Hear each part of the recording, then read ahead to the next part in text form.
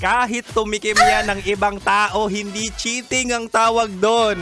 Anong tawag doon? Food tasting. Bibigyan kita ng 3 dahilan kung bakit hanggang friends lang kayo.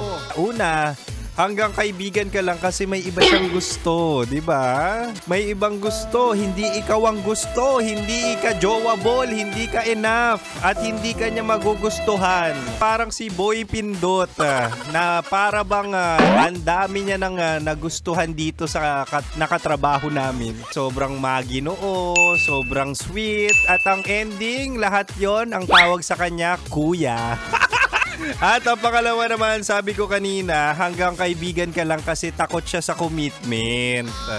Ito yung mga taong masaya na friends kayo, masaya na kung ano yung status nyo ngayon. Bakit?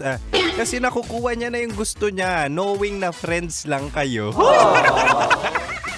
Nako po, ayan yung sinasabi ko sa yung ayaw sa label. Kasi kapag walang label ang tao, kahit tumikim yan ng ibang tao, hindi cheating ang tawag doon. Anong tawag doon? Food tasting.